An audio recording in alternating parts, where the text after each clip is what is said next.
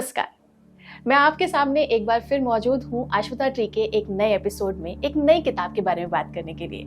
हर किताब से हमें कोई नया ज्ञान मिलता है, लेकिन एक ज्ञान जो हम सभी को जरूरी है वो है अध्यात्म का ज्ञान। और ये अध्यात्म का ज्ञान बच्चों तक कैसे पहुंचे, कौन किस तरह से इस सीख को बच्चों तक पहुंचाए, ये भी बहुत इंपॉर्टेंट होता है। आइए शुरुआत करते हैं अपने इस एपिसोड के लिए।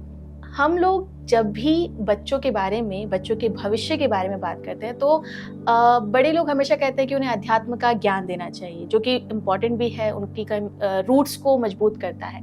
लेकिन हम देख रहे हैं कि अध्यात्म का एक नया स्वरूप हमारे सामने आ रहा है, जिसमें अंधविश्वास और तरह तरह के रीति रिवाज और मान्यताएं हैं। तो ये क्यों हमारे इस नॉलेज में आ जाता है, या इसको कैसे दूर करें? नॉलेज और एक्शन, ज्ञान और क्रिया, ये दोनों अलग अलग चीजें हैं। और ज्ञान जो है, जो अध्यात्म है, अधि आत्म, ये दो शब्द से बना हुआ है। और अधि आत्म मतलब अपने आत्मा के निकट जाना या अपने स्वरूप के और निकट जाना कि तुम कौन हो, in search of yourself. So वो, उसको हम अध्यात्म कहते हैं। और उस अध्यात्म, उस सर्च को पूरा करने के लिए मनुष्य जो है वो तरह तरह की क्रियाएं करता है, ठीक है। और जिसको जो समझ में आता है, तो कोई उल्टा लटका हुआ है, योगा कर रहा है, कोई भजन कर रहा है, कोई कीर्तन कर रहा है, कोई तीर्थ पे जा रहा है, कोई किताबें लिख रहा है, और कोई साधना के लिए बहुत ठंडी हिमालय के कंदरों में बैठा हुआ है। तो हर मनुष्य अपने तरीके से उस सेल्फ को ढूंढने की कोशिश कर रहा है, क्योंकि वो अपने अंदर का जो अंधकार है, क्योंकि हम सब जो है बाहर के चकाचौंध में इतने खोए हुए हैं कि हम अंदर की तरफ ध्यान नहीं देते। तो जैसे ही मौका मिलता है, जब हमें समझ में आता है कि नहीं ये भी बहुत इंपॉर्टेंट चीज है, तो जब हम पूजा करते हैं, पाठ करते हैं, तो आप देखिएगा आजकल जो है पूजा पाठ के नाम पे, अध्यात्म के नाम पे रिचुअल्स जो है वो इतने कॉम्प्लिकेटेड हो गए हैं। और बहुत से ऐसे मास्टर्स आ गए हैं जो बच्चों को, जो लोगों को और गलत दिशा की तरफ लेकर जा रहे हैं। तो it has become a money making system, it has become a money making business. और आप देखिएगा उनकी अट्टालिकाएं बन रही हैं। आप पुराण में, भागवत पुराण में अगर पढ़ेंगे तो कलयुग के बारे में यही कहा गया है कि कलयुग में संत जो होंगे उनकी अट्टालिकाएं होंगे, और जो भगवान के भक्त होंगे वो गरीब होंगे। तो वो बड़े ही क्लियरली देखने को मिल रहा है कि मतलब आप देखिएगा कि बहुत सर ऐसे जो सो कॉल्ड जो भगवान के जो प्रचारक हैं जी, तो वो रिचुअल जो है वो मनुष्य को जो है थोड़ा थोड़ा वो भटका देता है। असली जो स्वरूप है, असली जो रास्ता है, असली जो जर्नी है, उससे हम भटक जाते हैं और फिर वो सत्य तक कभी भी पहुंच नहीं पाते हैं। तो ये बहुत इम्पोर्टेंट है। इसलिए ज्ञान जो है इस राह में अध्यात्म की बहुत इम्पोर्टेंट है कि आप क्या ढूंढ रहे हैं, और उसको जो ढूंढ रहे हैं उसको सही तरीके से पाने का कौन सा ऐसी राह है, कौन सा ऐसा तरीका है जिससे हम खुद को पा सकते हैं। तो अभी जैसे हम देखते हैं कि बड़े लोगों की समझ जो है वो काफी डेवलप हो चुकी है, लेकिन सवाल हमेशा से यही, क्योंकि आप अश्वत्था ट्री की किताबें लिख रही हैं और आपने इतनी तमाम तरह की किताबों में अलग अलग तरीके का ज्ञान देना शुरू किया है, लेकिन बच्चों को ये कॉन्सेप्ट बहुत ही आसानी से समझ में आ जाए, बच्चे जो हैं अपने लिए जरूरी सीख ग्रैब कर लें, वो कैसे मुमकिन हो पाएगा? बहुत ही जो अश्वत्था ट्री की जो पुस्तकें हम लेकर आ रहे हैं, हमारी पूरी तरह से कोशिश यही है कि जो ये सर्च है जिसके बारे में, सेल्फ की जर्नी जो है, वो जितना कम कर सके हम उतना अच्छा है। क्योंकि जैसे जैसे हम बड़े होते हैं, हमारा मन जो है और हमारे सोचने का तरीका जो है तो बहुत कॉम्प्लिकेटेड होता चला जाता है, और उसी चीज को समझने के लिए हमें बहुत समय लग जाता है, बहुत अनुभव की जरूरत होती है। लाइफ में बहुत थपेड़े पड़ते हैं, दुख आता है, तब जाके फिर से हम उसी जगह पे पहुंचते हैं जहां से शुरू किया था। लेकिन बच्चे जो है वो बहुत इनोसेंट है, अभी दुनिया की चीजें उन्होंने देखी नहीं है, तो एक बड़ा खाली स्लेट है जिसके ऊपर चीजें अगर हम लिखें तो वो बहुत ही आसानी से उनको समझ में आ सकता है।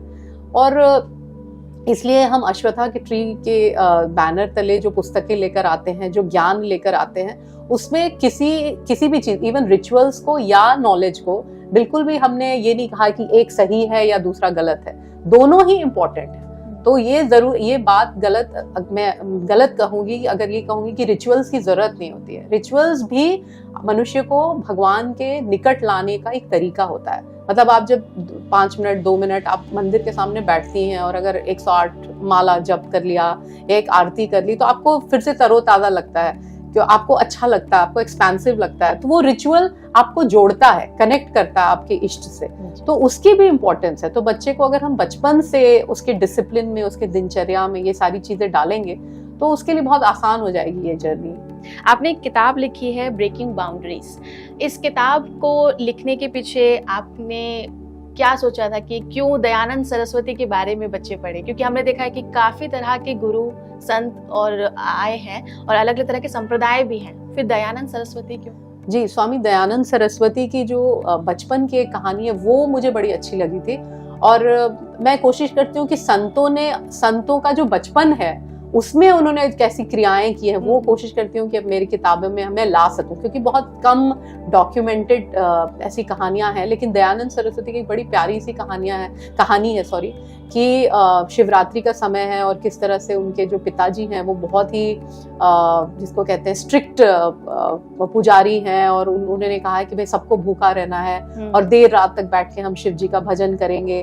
तो छोटे दयानंद हैं वो भी अपने पिताजी के सुनने पर मतलब वो कर रहे हैं, और उनके पिताजी काफी स्ट्रिक्ट हैं, तो उनको है कि भाई मुझे भी व्रत रखना पड़ेगा और मंदिर में जब देर रात तक भजन कीर्तन चलेगा तो पार्टिसिपेट भी करना पड़ेगा, क्योंकि शिवरात्रि है, इस रात्रि को सब जागते हैं। तो दयानंद जी जब बच्चे हैं उन्होंने मंदिर में वो क्या देखते हैं कि 11:30-12 होते होते सारे लोग सोने लगते हैं और आधे लोग नींद में चले जाते हैं, धीरे धीरे करते करते सब मंदिर में इधर उधर सब सो जाते हैं। और दयानंद जी को लगता है कि क्योंकि मतलब पूरे दिन भर से उन्होंने अपने माइंड को फीड किया कि मुझे जागना है, तो उनको नींद नहीं आ रही होती है, वो जगे हुए होते हैं। छोटे दयानंद जी वो देखते हैं कि सारे लोग सो गए हैं और वो उठे हुए हैं, वो देखते हैं कि चूहा जो है 2-4 चूहे जो हैं वो पूरे भगवान शिव जी के प्रतिमा पर, शिवलिंग पर दौड़ लगा रहे हैं, लड्डू खा रहे हैं, गिरा रहे हैं, जूठा कर रहे हैं। तो उनको लगता है कि पिताजी ने तो बताया कि शिव जी जो है वो पूरे ब्रह्मांड के भगवान हैं और वो इतने पावरफुल हैं, वो जब तांडव करते हैं तो धरती हिलती है, ऐसे कैसे शिव जी की मतलब अपने आप को चूहे से भी नहीं बचा सकते। तो उनके अंदर ये प्रश्न जब उठता है तो उनको लगता है कि भगवान क्या है, फिर ये भगवान है क्या जो अपने आप अपनी रक्षा खुद ही नहीं कर सकते, तो ऐसी भगवान की हम पूजा करें क्या। तो फिर वो सुबह में अपने पिताजी से पूछते हैं और किस तरह से उनके पिताजी उनको समझाते हैं कि ये जो शिव जी की प्रतिमा है और ये शिवलिंग है ये सिंबलाइज कर रहे हैं ओरिजिनल भगवान को, शिव जी को, जो कैलाशपति हैं, जो कैलाश में रहते हैं। लेकिन फिर भी छोटे दयानंद को ये बात हजम नहीं होती और इस बात को वो कैसे बहुत दूर तक लेकर जाते हैं। तो ऐसी ऐसी कहानियां जब हम सोचते हैं तो देखते हैं कि बच्चों का हृदय कितना कोमल होता है और उनको जो भी बता दिया जाता है वो उसको आत्मसार करते हैं। और अगर वो बच्चा प्रश्न भी करता है तब उससे और अच्छी बात हो नहीं सकती है कि प्रश्न करे, प्रश्न में ही जो है उत्तर है, वही आपकी सेल्फ जर्नी के लिए सबसे इम्पोर्टेंट है। तो ये कहानी मैंने कोशिश की ब्रेकिंग बाउंड्रीज के एकदम शुरू में डालने की कि दयानंद जी की कहानी कैसे शुरू हुई, एक प्रश्न से। जी, जैसे दयानंद जी के बारे में आपने बताया कि उनके प्रश्न बहुत सारे थे, आज भी बच्चों के दिमाग में बहुत तरह के प्रश्न होते हैं, लेकिन यहाँ सबसे इम्पोर्टेंट बात ये आती है कि उसके जवाब क्या देने हैं।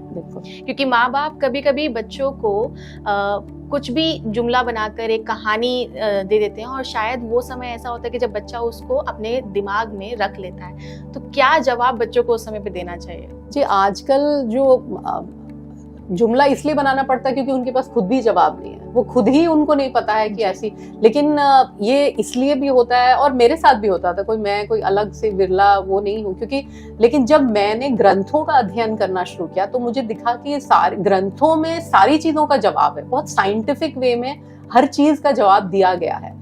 और 18 पुराणों में, उपनिषदों में, वेदों में आप पढ़िए और आपको सारे जवाब मिलेंगे। और अपने बच्चों की आप मतलब जो परवरिश के समय जिस तरह के सवाल, उल्टे सीधे, सही अच्छे गलत, सब तरीके के सवाल जो बच्चे करते हैं, प्रश्न करते हैं, उनके जवाब माता पिता दे सकते हैं। तो it is very important to inculcate the habit of reading your own scriptures.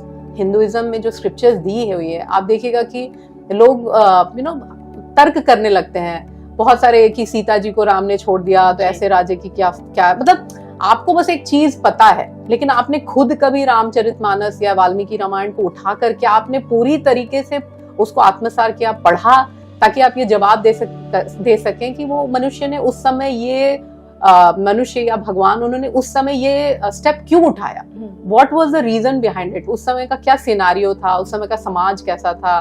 तो ये सारी चीजें समझने के लिए हमें पूरी कंप्लीटली उस चीज को पढ़ना पड़ेगा।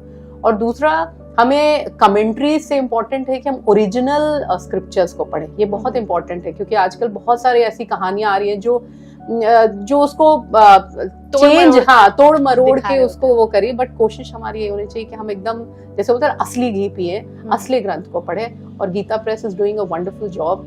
हम गीता प्रेस से पुराणों को मंगाएं, ग्रंथों को मंगाएं, तो आई थिंक वो सही होगा। जैसे कि आपने बोला, ऐसा ही कुछ दयानंद सरस्वती जी ने भी बोला था कि अगर आपको अपने धर्म के बारे में जानना है तो आप वेदों की तरफ लौटिए। लेकिन हम लोग इतने बिजी हो गए हैं कि हमें जरूरत ही नहीं लगती, हम व्हाट्सएप पर वेदों को पढ़ रहे हैं, जिसने किसी टेक्स्ट को भेज दिया और हमें लगता है कि वही परम सत्य है। एक बच्चे के लिए आपने कहा कि अगर हम किसी ऐसे पब्लिकेशन हाउस की बुक्स पढ़ें जिसमें वेदों का असल ज्ञान है तो वो मिल सकता है।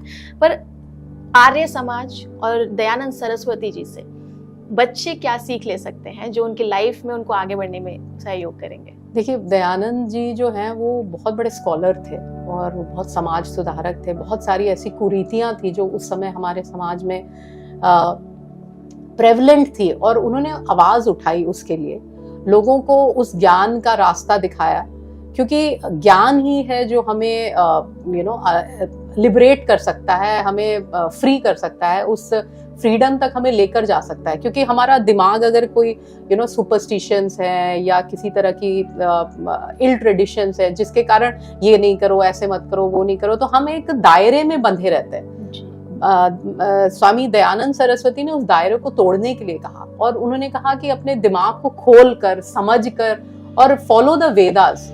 और वेदास आप जानेंगे कि ये वेदास जो उसको अपौरुषीय कहा गया है, मतलब वेदास जो है किसी ने लिखा नहीं है, वेदास के कोई राइटर नहीं है। कहा जाता है कि समाधि की जो परम अवस्था में जो ऋषि महात्मा होते थे, उनके दिमाग में डाउनलोड होते थे जो नॉलेज, जो ब्रह्मांड से, कॉस्मिक जो सिस्टम है उससे जब उनके दिमाग में वो आता तो उसको वो उन्होंने पेन डाउन किया या उसको स्मृति की तरह उसको याद करके रखा, और फिर वो जेनरेशन गुरु शिष्य परंपरा में आगे बढ़ता गया।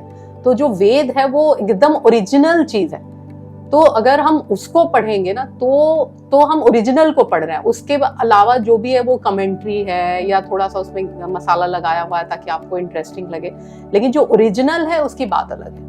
तो ये किया दयानंद जी ने एक टूटते हुए समाज को जो कुरीतियों में घिरा हुआ था, उनको एक आईना दिखाया और उनको एक सही राह भी दिखाई। तो आई थिंक उसके लिए हमें बहुत शुक्रगुजार होना चाहिए कि उन्होंने एक इतने सुंदर ऑर्गेनाइजेशन को, आर्य समाज को, डीएवी स्कूल्स, इन सारी चीजों को हमें दिया, इस समाज को दिया।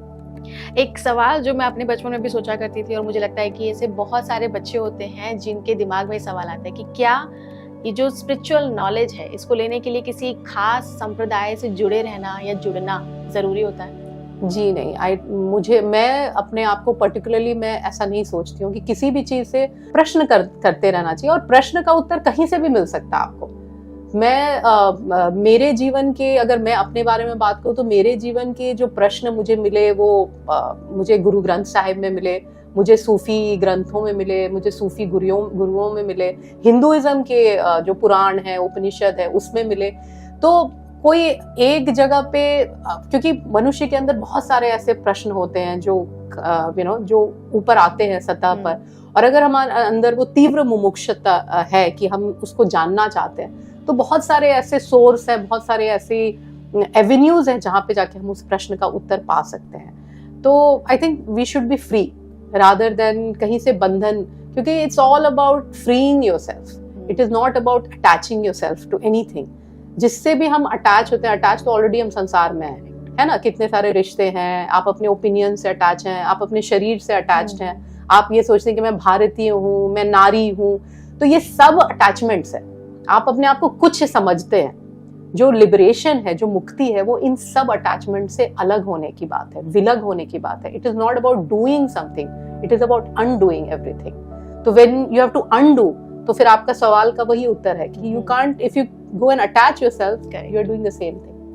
Thank you so much ma'am. एक नई किताब के साथ आपने एक नया विजडम हमारे साथ शेयर किया, उसके लिए आपका बहुत बहुत धन्यवाद। तो देखा दर्शकों, अगर आप भी चाहते हैं कि आपके बच्चों को इस समर वेकेशन में कुछ नया करवाना है तो आप अश्वत्था ट्री की किताबें अपने घर लेकर आइए, क्योंकि ये किताबें उन बाकी तमाम किताबों से बहुत अलग है जो आपको एक फिक्शन वर्ल्ड में लेके जाती है, क्योंकि ये रियलिटी बेस्ड है और एक ऐसे ज्ञान को आपके सामने रखती है जिससे आपके बच्चे का भविष्य बहुत बेहतर हो सकता है। अगले एपिसोड में एक नई किताब के साथ मिलेंगे, तब तक के लिए मुझे दीजिए इजाजत। नमस्कार।